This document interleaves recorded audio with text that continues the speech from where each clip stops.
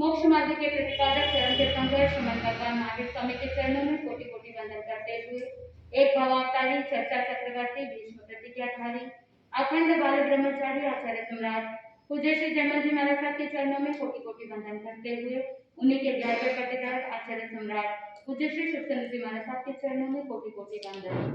जय गच्छाधिपति व्याख्यान वाचस्पति उग्र विहारी वचन सिद्ध साधक 12वें पट्टेदार आचार्य प्रभु श्री पार्श्व चंद्र जी महाराज साहब घोर तपस्वी उपाध्याय प्रभु श्री गुणन चंद्र जी महाराज साहब मेरा अनंत आस्था के आयाम मम जीवन उद्धारक परम पूज्य गुरुदेव डॉक्टर श्री पदम चंद्र जी महाराज साहब के चरणों में कोटि कोटि वंदन करते हुए सभी गुरु भगवंतों के चरणों में वंदन करते गुरुदेव श्री की आज्ञा से आत्मबंधु अनंत अनंत ज्ञानी सर्वज्ञ सर्वदर्शी तीर्थंकर प्रभु महावीर स्वामी जिन्होंने संसार के भव्य प्राणियों को जिनवान के माध्यम से मोक्ष का मार्ग बताया, निरंतर विवेचना चल रही है कि किस तरह से भगवान और महावीर स्वामी के जीव को नए साल के भव में सम्यक को बोधि रत्न की प्राप्ति हुई।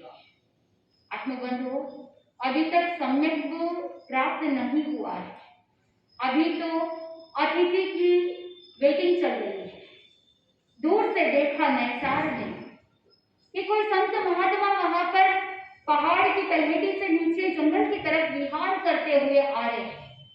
पहली बार जैन मुनिराज को देखा, पता नहीं कि ये कौन है, लेकिन जैसे जैसे निकट आ रहे थे उसके मन में वो प्रसन्नता वो प्रफुल्लता की भावना, क्योंकि ज्ञानी जन कहते हैं कि जिसके मन में शुभ भावना रहती है, जिसके मन में सेवा शुश्रूषा करने की भावना रहती है, वो अपने आप को जैसे आत्मा समझता है वैसे ही सामने वाले जीव को भी क्या समझता है।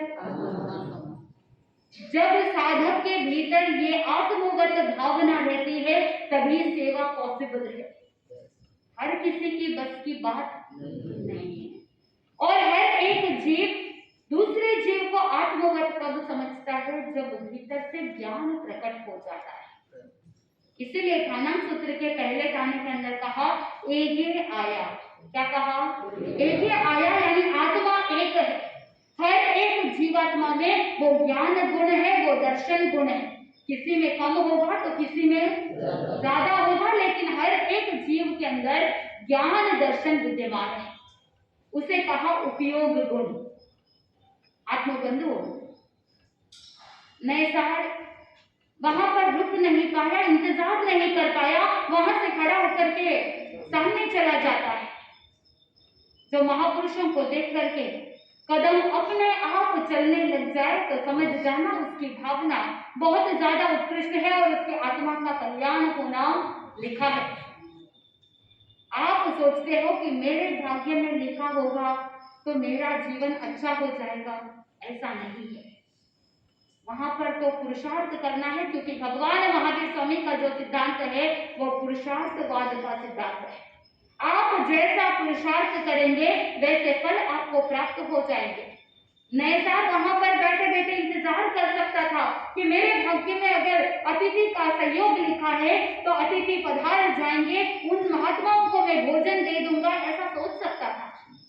लेकिन उसने ऐसा नहीं किया। उसने स्वयं खड़े होकर के आगे रवाना होकर के सामने गया और जाकर के देखा, महापुरुषों को देखा, देखते ही उनकी दिव्यता, उनकी ओज, उनके तेज को देख करके प्रभावित हो गया। वो नैसार पूछने लग जाता है कि आप यहाँ पर इस घने जंगल में क्या कर रहे हैं? यहाँ तो शस्त्र के साथ रहने वाले व्यक्ति भी एकाकी अकेले नहीं जाते। क्या बात है? उस समय वो मुनिराज कहते हैं कि हम जैन संत हैं, हम गांव गांव पैदल चल करके जाते हैं और हम एक सातवाह के साथ विहार कर रहे थे, लेकिन रास्ते के अंदर एक गांव के अंदर भिक्षाचरी के लिए हम गांव के निकट गए और गांव के अंदर जैसे ही भिक्षाचरी गए, भिक्षा के लिए गवेषणा करते करते जब वापस लौटे तो देखा जो सातवाह थे, जो लोग साथ में चल रहे थे, वो सब क्या हो गए, वहां से चले गए। फिर भी हमने उनके पीछे पीछे चलते चलते आगे बढ़ने की कोशिश की, लेकिन जंगल के अंदर रास्ता भटक गए। अब रास्ता नगर के लिए समझ में नहीं आ रहा। वो नैसार भी जयंती नगरी का वासी था। अब मुनिराज को भी नगर का रास्ता चाहिए था। बहुत भयंकर गर्मी से व्याकुल पीड़ित है, प्यास की व्याकुलता भी है और गोचरी अभी तक की नहीं थी क्योंकि गांव के अंदर भिक्षा मिली नहीं थी। तो वहां पर क्षुधा भी खाली है, क्षुधा वेदनीय कर्म भी उदय के अंदर है। आत्मबंधुओं, जैसे ही ये बात सुनी कि सातवाह तो चले गए हैं, रास्ता नहीं नजर आ रहा, नैसार ने सोचा कि कैसे लोग हैं जो बीच में ऐसे छोड़ करके चले जाते हैं। ऐसे महात्मा को तो पूरा जहां तक गंतव्य स्थान है वहां तक क्या करना चाहिए, पहुंचाना चाहिए। छोड़ने की बात तो आप करते हैं, लेकिन ज्ञानी जन कहते हैं संत महात्माओं को कभी छोड़ा नहीं जाता। उनके साथ क्या किया जाता है, उनके मार्ग का अनुसरण किया जाता है। उनके साथ साथ धर्म आराधना के लिए अहिंसा के मार्ग पर आगे बढ़ना होता है। आप क्या करते हैं, आप स्वयं के शब्दों को टंटो लिया, आप क्या बोलते हैं। महाराज साहब ने विहार किया, हम वहां छोड़ आए, बोलते हैं कि नहीं बोलते, बोलते हैं। वो नैसार उन सातवाह लोगों को धिक्कारने लगा कि देखो कैसे लोग हैं, कैसे पुण्यहीन है जो संतों को, महात्मा महापुरुषों को छोड़ करके चले गए। लेकिन फिर वो नैसार का पुण्य उदय में आने वाला था, इसलिए पॉजिटिव थिंकिंग, उसने सोचा कोई बात नहीं, मुझे तो इन महात्माओं की सेवा करने का अवसर प्राप्त हो रहा है, अतिथि संविभाग का मौका मिल रहा है। उत्कृष्ट भावना के साथ कहा कि मुनिराज, मेरे पास निर्दोष भोजन है, कृपा करके लाभ दीजिए। नैसार का क्या नियम था, पहले अतिथि को भोजन कराना और फिर स्वयं भोजन करना। आत्मबंधु, उत्कृष्ट भावना के साथ आहार पानी बहराया। ज्ञानी जन कहते हैं देता भावे भावना, लेता करे संतोष। देता भावे भावना, लेता करे संतोष, वीर कहे है गोये मां, दोनों जाति मोक्ष। आत्मबंधु, देता भावे भावना कि जब दाता देता है उस समय उत्कृष्ट भावना के साथ निस्वार्थ बुद्धि से जब पात्र शुद्धि द्रव्य शुद्धि के साथ दान देता है, और साथ में लेने वाले जो होते हैं उनके मन में भी निस्वार्थ भावना है, और साथ में क्या भाव है, कौन सी भावना, संतोष की भावना है, सेटिस्फैक्शन। ऐसा नहीं कि हाँ आ रहा है तो आने दो, वहां पर संतोष भाव रखना। ज्ञानी जन कहते हैं कि जब कोई दाता दान देता है, सुपात्र दान देता है, तो उसके मन की भावना ऐसी होनी चाहिए कि मैं ज्यादा से ज्यादा क्या करूं, दान करूं।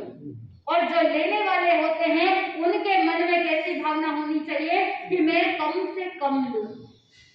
लेकिन अगर इसका रिवर्स हो गया कि देने वाले की भावना तो कम होती है, वो सोचता है कि मैं कम से कम दूं, और लेने वाले की भावना अगर ऐसी हो जाती है कि मैं ज्यादा से ज्यादा ले लूं, तो दोनों क्या हो जाएंगे, डूब जाएंगे। भगवान महावीर स्वामी का जो ये मार्ग है वो तिन्नानम तारियानम का मार्ग है। इसीलिए ज्ञानी जन ने कहा कि देता देवे भावना और लेता करे संतोष। आपके मन में दान देने के बाद पश्चाताप की भावना नहीं होनी चाहिए, अरे इतना सारा चला गया। आपका टारगेट था, आपने सोचा था कि मैं इतना बहराऊंगा, लेकिन बहराते बहराते भावना इतने उलट परिणाम के हो गए कि एक्स्ट्रा चला गया।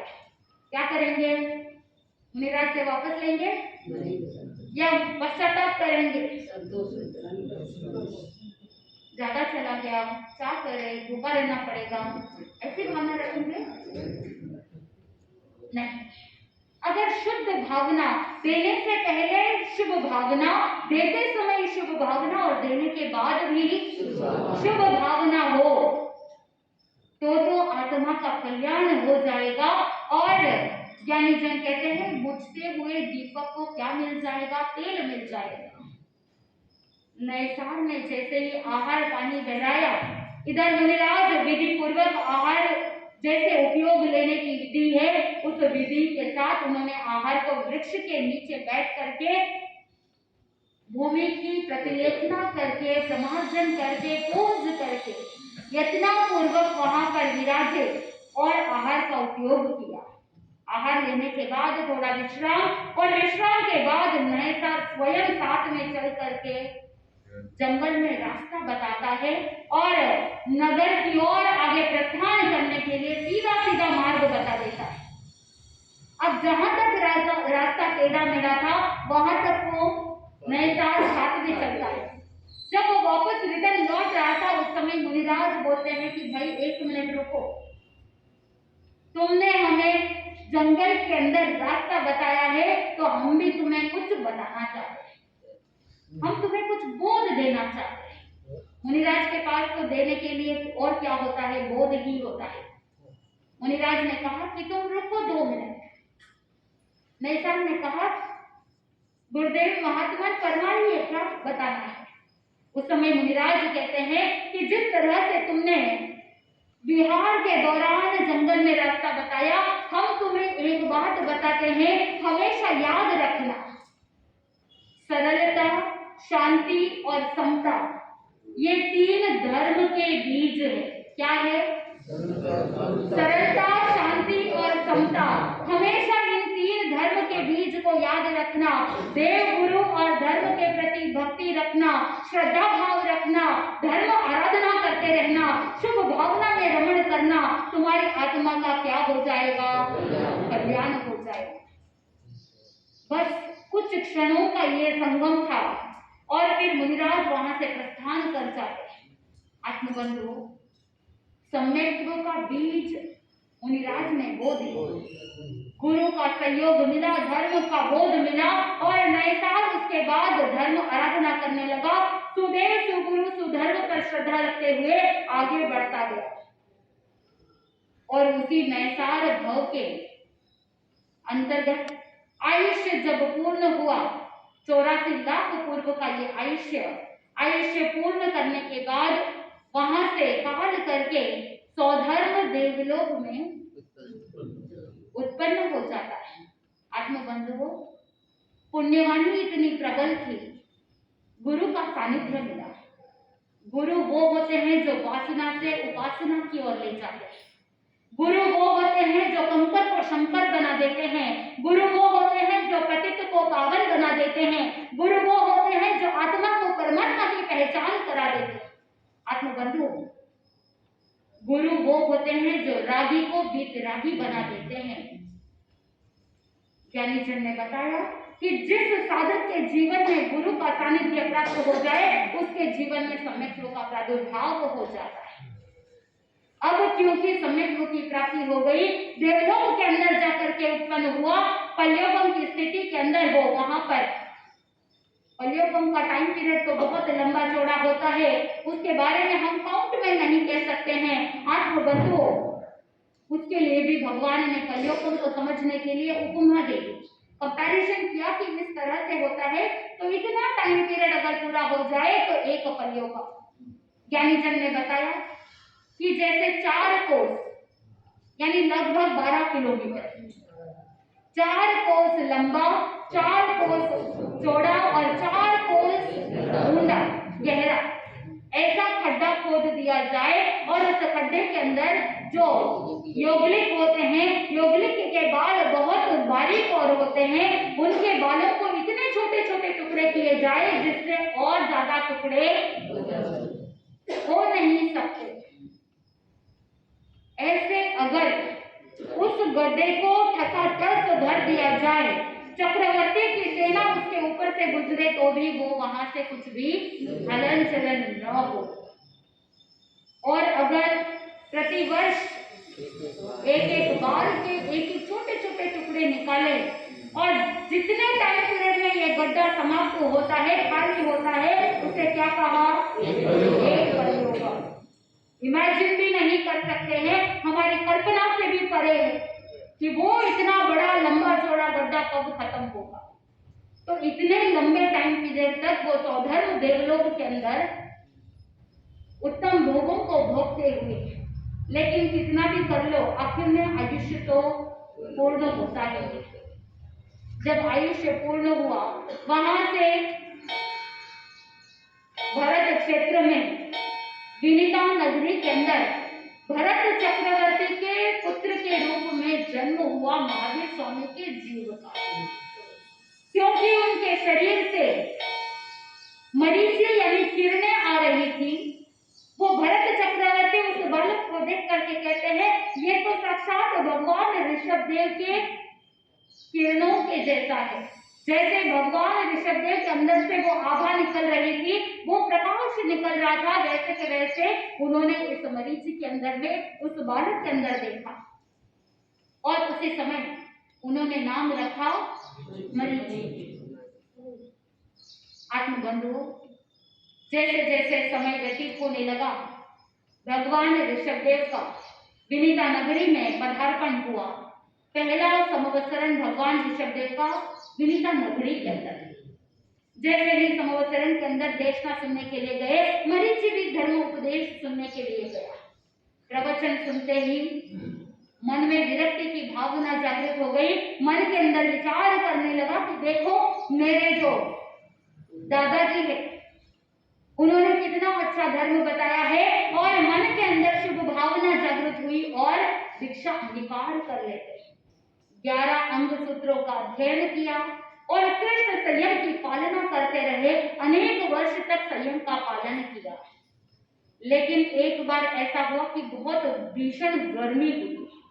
गर्मी का मौसम कि धरती भी इतनी ज्यादा तप रही थी और सूर्य का प्रकाश, सूर्य की किरणें इतनी ज्यादा, ऊपर से भी तप रहा है और नीचे से भी तप रहा है। नंगे पैर विहार करना, चलना दुष्कर हो रहा था और पसीना इतना ज्यादा हो रहा था कि जो कपड़े पहने हुए थे वो कपड़े भी शरीर को चिपक रहे थे।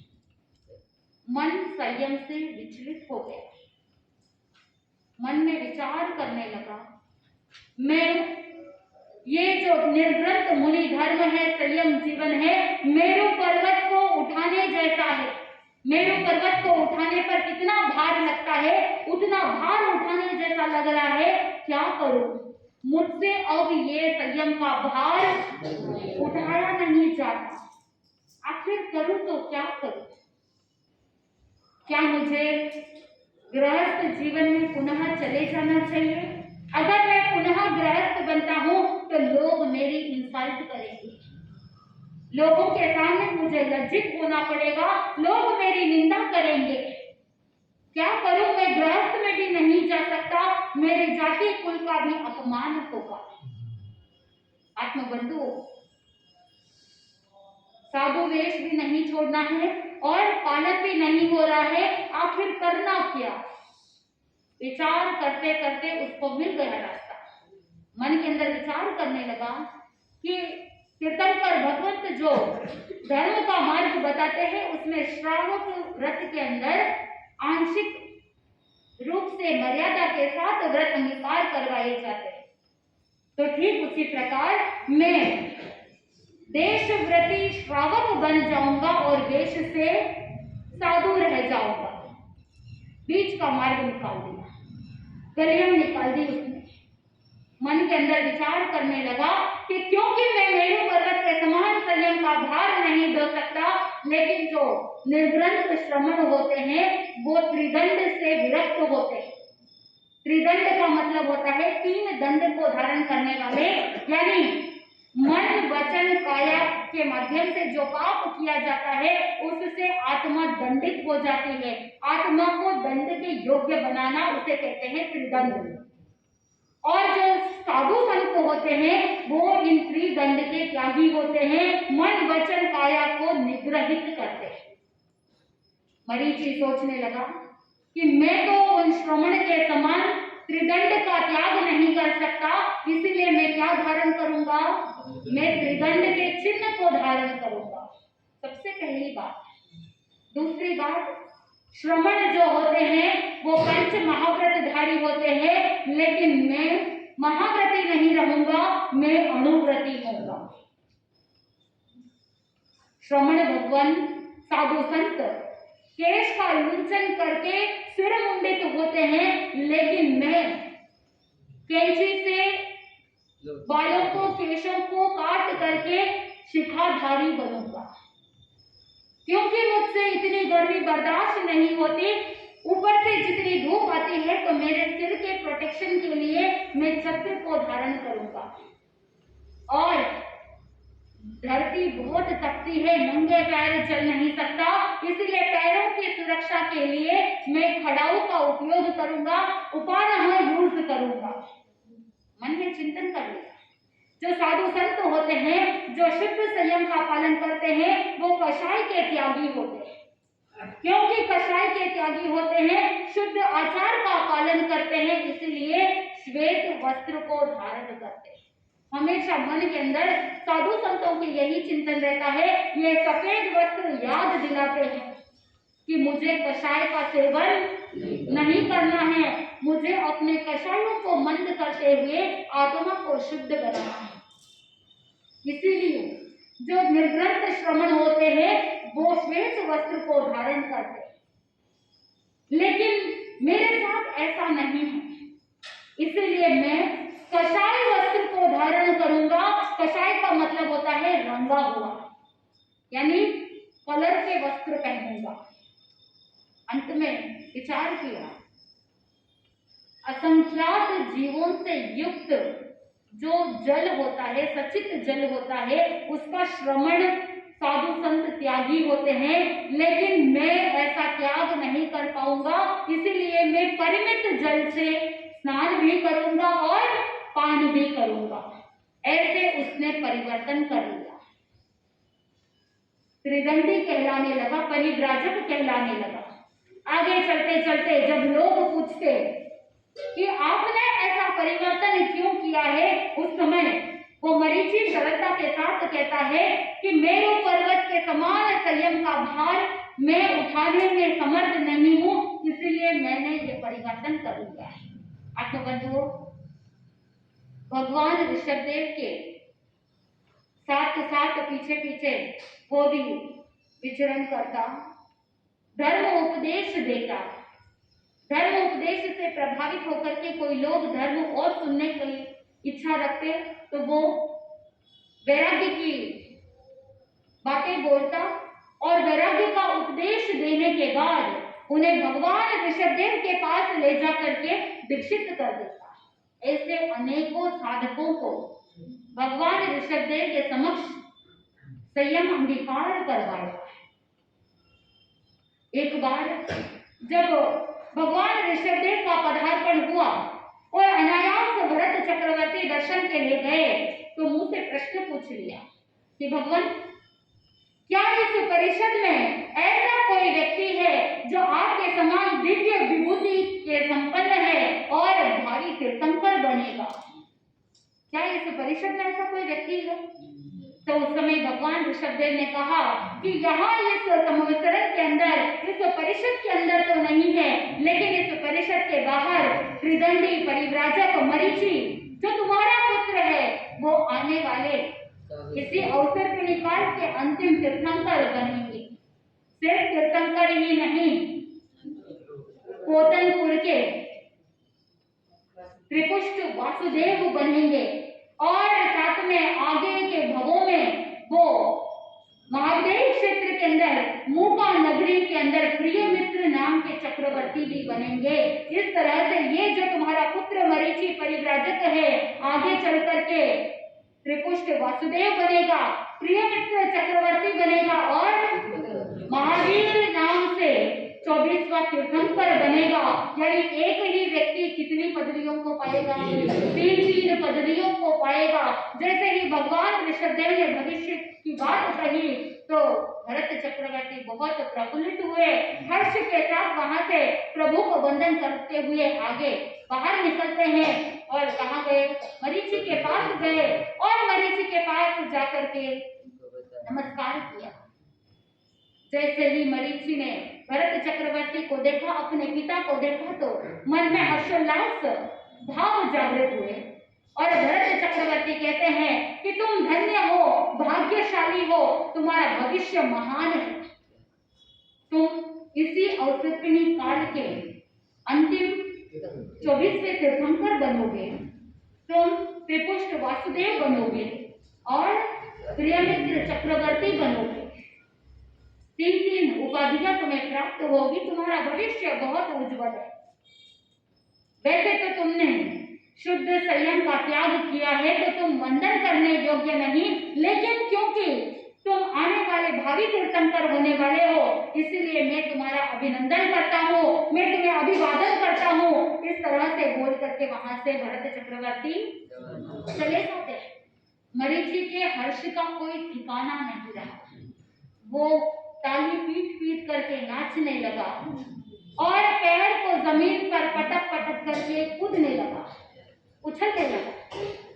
देखो मेरा कुल, मेरी जाति कितना उच्च है, कितने श्रेष्ठ कुल में मेरा जन्म हुआ है कि इस अवसर्पिणी काल के प्रथम चक्रवर्ती कौन? मेरे पिता। और इस अवसर्पिणी काल के प्रथम तीर्थंकर मेरे दादाजी। और मोक्षगामी प्रथम महिला कौन? मेरी परदादी मरुदेवी माता। कितना उच्च कुल है, कुल का मद कर दिया, अहंकार कर दिया। ज्ञानी जन कहते हैं कि जहां पर अहंकार होता है वहां पर आत्मा का विकास रुक जाता है। अहंकार अज्ञान के अंधकार में पलता है। आत्मबंधुओं, अहंकार कहते हैं कि 3 जो व्यक्ति होते हैं वो ज्ञान के अपात्र होते हैं। अहंकारी, लोभी और स्वादु, जो हमेशा स्वाद के लिए रसलोलुप होता है, वो ज्ञान के लिए अपात्र है। 3 ऐसे व्यक्ति होते हैं जिनको ज्ञान की प्राप्ति हो नहीं सकती। कितना पुण्य उदय था जिसके वजह से नैसार के भाव में समित्व रत्न की प्राप्ति हुई, लेकिन अहंकार किया, नीच गोत्र कर्म का बंद कर लिया और उसी नीच गोत्र कर्म बंद के कारण से वो ही ज्ञान किसमें बदल गया? अज्ञान में बदल गया। वो अहंकार की वजह से अंधकार के अंदर डूब गया। अब मरीचि अहंकार के अंदर उछलने लगा, कहने लगा अब मुझे किसी चीज की, किसी की व्यक्ति की आवश्यकता नहीं है। मैंने अब तक जो प्राप्त किया है वो मेरे लिए काफी है। बोलने लगा, बार बार बोलने लगा, आने जाने वाले लोगों को भी बोलने लगा। भगवान ऋषभदेव के निर्वाण के पश्चात भी उनके साधुओं के साथ ही फिरने लगा मरीचि। अहंकार भाव डाइजेस्ट नहीं कर पा रहा है। जो गौरव था, जो जाति का गौरव था, जो कुल का गौरव था, वो डाइजेस्ट नहीं कर पाया। और क्योंकि वो डाइजेस्ट नहीं कर पाया, पचा नहीं सका, तो वो ही अहंकार में बदल गया। ज्ञानी जन कहते हैं आप जिस वस्तु का अहंकार करते हैं वो वस्तु जीवन से छूट जाती है। वैसे तो उच्च कुल के अंदर जन्म लेना चाहिए तीर्थंकर के जीव को। ज्ञानी जन कहते हैं कि जो तीर्थंकर का जीव होता है या तो राजकुल में या क्षत्रिय कुल में जन्म लेना, लेकिन क्योंकि नीच गोत्र का बंद किया तो जाकर के कहाँ उत्पन्न होना पड़ा? 82.5 रात्रि तक देवानंदा ब्राह्मणी के कुक्षी के अंदर याचक कुल माना जाता था उस जमाने के अंदर, तो उस याचक कुल के अंदर जन्म लेना पड़ा। वो 82.5 रात्रि वहां पर देवानंदा की कुक्षी में गर्भ में रहना पड़ा। क्यों रहना पड़ा? अहंकार किया इसलिए। अगर आप ज्ञान का अहंकार करेंगे तो वो ज्ञान आपसे छूट जाएगा। रूप का अहंकार करोगे तो सौंदर्य छूट जाएगा। यानी आपको तो रूप का अहंकार नहीं, स्वरूप के बारे में चिंतन करना चाहिए। ये रूप तो टेम्पररी है। जिस जाति कुल खानदान के बारे में अहंकार करते हैं, अगर अहंकार किया तो वो ही जाति कुल खानदान छूट जाएगा। आत्मबंधुओं, मरीचि के साथ भी ऐसा ही हुआ। आगे चलते चलते जब भगवान ऋषभदेव का निर्वाण हो गया, मुनिराजों के साथ विहार कर रहा था, चल रहा था, फिर रहा था, लेकिन साथ में धर्म उपदेश भी देता और जो भी दीक्षा लेने के लिए तैयार होते वो तीर्थंकर अरिहंत भगवान के द्वारा प्ररूपित धर्म के बारे में बताता और साधु संतों के पास भेज देता दीक्षा लेने के लिए। ऐसा ही क्रम चल रहा था। एक बार राजकुमार कपिल मरीचि के पास आता है और उसकी कुछ जिज्ञासाएं थी, उन जिज्ञासाओं का समाधान किया और अरहत धर्म के बारे में मरीचि ने प्रेरणा दी, वैराग्य की भावना जागृत किया। कहा कि तुमको क्या करना चाहिए, मुनिराज के पास जाकर के अरहत दीक्षा ले लेनी चाहिए, अरहत धर्म को अंगीकार कर लेना चाहिए जो अरिहंत भगवान के द्वारा प्रवर्तित है। उस समय वो कपिल मरीचि से पूछता है कि अगर अरहत धर्म श्रेष्ठ है तो फिर आपने क्यों उसका फॉलो नहीं किया, आप उसको क्यों अनुसरण नहीं कर रहे हैं, इसके पीछे क्या कारण है। उस समय मरीचि पुनः कहते हैं कि मैं उस अरहत धर्म को, उस शुद्ध संयम के पालन के लिए असमर्थ हूँ, मेरे अंदर कैपेसिटी नहीं कि मैं शुद्ध संयम का पालन कर सकूं। उस समय वो कपिल पुनः प्रश्न करता है मरीचि को, तो क्या फिर आप जो पालन करते हैं क्या उसमें धर्म नहीं है। जैसे ही ये बात सुनी उसके आत्मसम्मान का संघर्ष पैदा हो गया। ज्ञानी जन कहते हैं कि जब भी आत्मसम्मान का संघर्ष होता है वहां पर बहुत बार अज्ञानता जागृत हो जाती है और जब भी कोई निर्णय ऐसी सिचुएशन में ली जाती है तो वो डिसीजन गलत होता है। आत्मबंधुओं, इससे पूर्व एक बार ऐसा हुआ था कि एक समय ऐसा कि जहां पर मरीचि बीमार हो गया, उस बीमारी के अंदर सेवा करने वाले कोई नहीं थे और जब सेवा करने वाले शिष्य का अभाव हुआ मरीचि के मन में नेगेटिव भावना आ गई। सोचने लगा कि आज तक भगवान ऋषभदेव के पास मैंने अनेकों मुमुक्षुओं को प्रेरणा दी, अनेकों को दीक्षा ग्रहण करवाया, बहुतों को शिष्य बनाया, लेकिन मेरी सेवा करने वाला एक भी शिष्य नहीं। जैसे ही मैं स्वस्थ हो जाऊंगा तो मैं अपनी सेवा के लिए एक अपना स्वयं का एक शिष्य बनाऊंगा। ऐसा सोचा और जैसे ही स्वस्थ हुआ और कपिल का सहयोग मिला, जैसे ही कपिल ने यह प्रश्न किया कि आप जो अनुसरण कर रहे हैं, आप जो धर्म फॉलो कर रहे हैं, क्या उसमें धर्म नहीं है, तो उस समय मरीचि अपने आत्मसम्मान की रक्षा करने के लिए नेगेटिव बोल दिया, गलत बोल दिया, जिन शासन की उत्प्रेरणा कर दी, कह दिया कि मेरे धर्म में जो है वो ही जिन धर्म में है। और जैसे ही कपिल को ये बात कही और कपिल को दीक्षित कर दिया, कपिल को अपना शिष्य बना दिया और मरीचि लंबे समय तक 84 लाख पूर्व तक का आयुष्य वहां पर भोगने के बाद अंतिम समय में भी अपने दोषों की आलोचना नहीं की, आराधना नहीं की, आत्मा की आराधना नहीं की, विराधक हो गया और वहां से काल करके देवलोक के अंदर चला जाता है। आत्मबंधु, अगर जो अहंकार किया, जाति का कुल का मद किया या जो भी संयम के अंदर दोष लगे, जो त्रिदंडी परिव्राजक बन गया था, वहां पर अगर आलोचना की होती, प्रतिक्रमण किया होता, अपनी गलतियों को देख लिया होता, सम्यक प्रकार से देख करके उसका मिथ्या दुष्कृत कर दिया होता तो उसका पतन होता क्या? नहीं होता। आत्मबंधु, नैसार के भव में उन्हें सम्यक वो बोधि रत्न प्राप्त हुआ था, लेकिन मरीचि के भव में क्योंकि अज्ञानता के कारण से, अहंकार के कारण से क्या हुआ? मिथ्यात्व के अंदर पुनः चले गए। आत्मबंधु, लंबे समय तक ये जीव मिथ्यात्व के अंदर ही डूबा हुआ रहता है। बहुत पुण्यवानी होती है तब जाकर के जीवन में ज्ञान का प्रकाश होता है। आप सबको पता है मान और ज्ञान दो शब्द है, जैसे धूप और छाया, जैसे और क्या हो सकता है, जैसे कोई अमीर है कोई गरीब है, जैसे राजा है तो कोई रंग है, कभी दिन है तो कभी रात है, ये सब विरोधी, परस्पर विरोधी है। एक हो तो दूसरा नहीं रहता है, दिन हो तो रात नहीं हो सकती, रात हो तो दिन नहीं हो सकता। ठीक उसी प्रकार जहां पर मान है वहां पर ज्ञान नहीं हो सकता और जहां पर मान नहीं, अहंकार नहीं, वहां पर ज्ञान रह सकता है।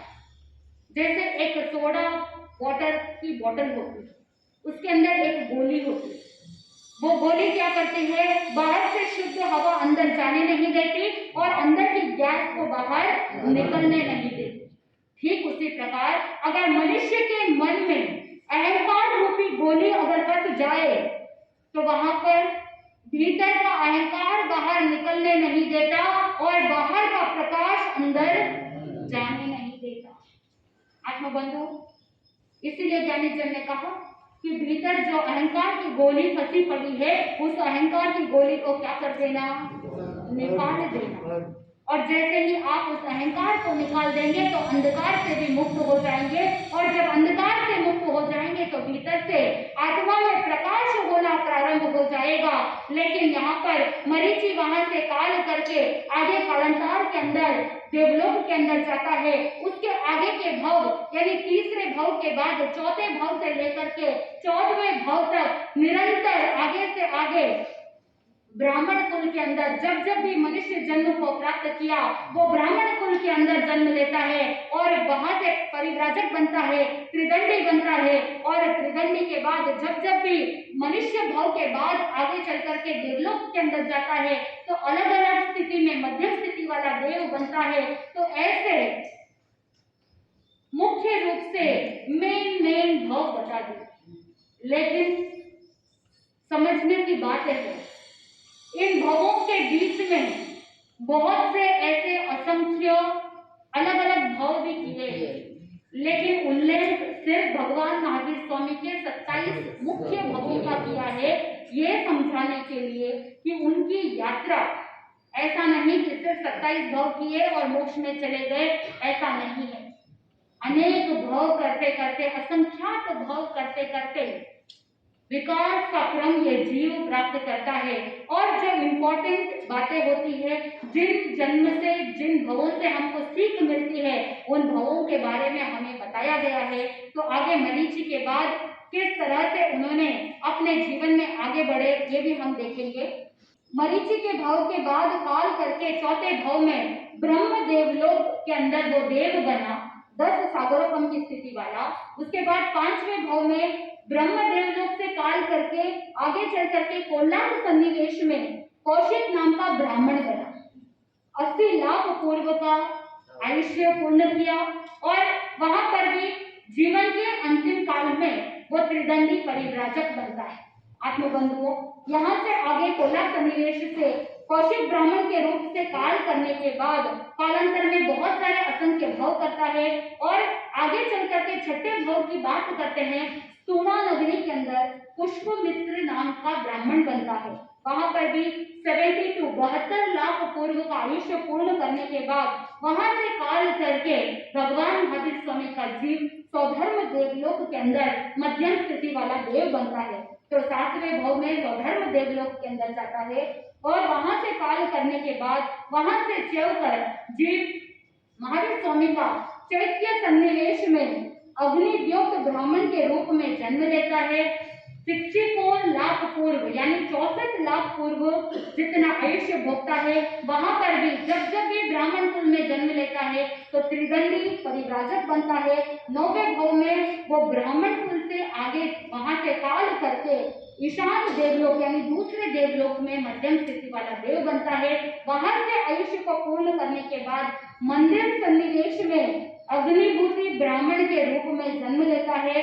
56 लाख पूर्व का आयुष्य पूर्ण करता है और जीवन की संध्या वेला में पुनः त्रिदंडी परिव्राजक बनता है। वहां से काल करके 11वें भाव में सनत कुमार देवलोक के अंदर मध्यम स्थिति वाला देव बनता है। आप देख रहे हैं क्रम से ब्राह्मण कुल के अंदर, याचक कुल के अंदर जन्म ले रहा है, वहां से आगे चल करके काल करके देवगति में जा रहा है, अलग अलग देवलोक के अंदर अकाल निर्जरा करते हुए जा रहा है। सनत कुमार देवलोक से आगे काल करके वहां से चल करके श्वेतांबिका नगरी के अंदर भारद्वाज नाम का ब्राह्मण बनता है। 44 लाख पूर्व का आयुष्य पूर्ण करता है और वहां पर भी त्रिदंडी परिव्राजक बनता है। वहां से काल करके महेंद्र देवलोक मध्यम स्थिति वाला देव बनता है। महेंद्र देवलोक से चल करके आगे चल करके अनेक असंख्य भव भ्रमण करता हुआ वहां से राजगृही नगरी के अंदर स्थावर नाम का एक ब्राह्मण बनता है। 34 लाख पूर्व का आयुष्य आत्मबंधुओं, और उस परिव्राजक जीवन के अंदर भी वो तल्लीन रहता है। परिभ्रमण करते करते वहां से ब्रह्म देवलोक के अंदर स्थावर ब्राह्मण से ब्रह्म देवलोक में जाता है। ये 15वां भाव है ब्रह्म देवलोक, जहां पर मध्यम स्थिति वाला देव बनता है। वहां से चलकर अनेक अन्य भाव करता है। वहां से 16वां भाव बहुत इंपॉर्टेंट है कि जहां पर वो कैसे कर्म करता है, जिसके कारण से उसके जीवन का क्रम आगे बढ़ता है।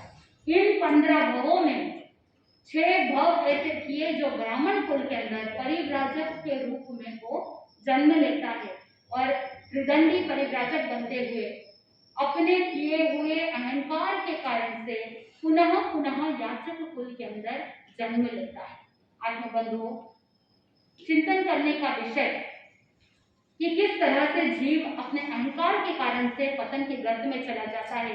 तो हमें ध्यान रखना है कि जीवन में कभी अहंकार नहीं करना।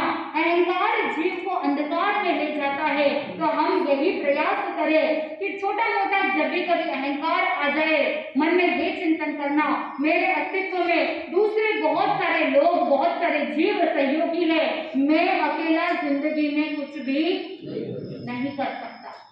सांस ले रहे हैं तो जीवों का सहयोग है, भोजन कर रहे हैं तो दूसरे जीवों का सहयोग है, परिवार के अंदर परस्पर सहयोग के कारण से ही जी रहे हैं, बिजनेस कर रहे हैं तो भी सहयोग है, आपके ऑफिस में, आपके दुकान में और भी बहुत सारे लोगों का सहयोग है। इसीलिए कभी किसी चीज का अहंकार नहीं करना। ऐसा क्या है जिसके कारण से मनुष्य अहंकार करता है? इतना कुछ अहंकार करने का अपने पास कुछ है नहीं। अगर थोड़ा सा ज्ञान प्राप्त कर लिया तो अपने आप को सर्वज्ञ समझने की कोई जरूरत नहीं है। जो साधक अहंकार से ऊपर उठेगा वो अपनी आत्मा को आगे बढ़ाता हुआ अहंकार का त्याग करके विनय भाव को जागृत करेंगे, विनम्रता रखेंगे, सरलता रखेंगे, समता भाव रखेंगे, शांति की अनुभूति करेंगे, तभी इस आत्मा को परम आनंद की प्राप्ति होगी। आप सब चिंतन करें कि हमने भगवान महावीर स्वामी के जीवन की यात्रा जो है प्रथम भाव से प्रारंभ की थी और 15 भाव तक की यात्रा हमने देखी है। आगे जो पूर्व भावों का जो संबंध है वो भगवान महावीर स्वामी के जीवन को लेकर के वहां उन्होंने किस तरह से कर्मों का, उपसर्गों का, परिश्रमों को सहन किया और उन परिश्रमों के पीछे पूर्व भावों का क्या कारण था, इस तरह से उसे कनेक्ट करने की भावना है। तो आप जैसे जैसे प्रभु महावीर स्वामी के जीवन को सुनेंगे, उससे शिक्षा प्राप्त करने का लक्ष्य रखेंगे, शिक्षा प्राप्त करेंगे तो कभी ना कभी जीवन में दीक्षा भी आ जाएगी, आनंद की प्राप्ति होगी। इसी मंगल भावना के साथ आनंद बोले श्री जैन धर्म की।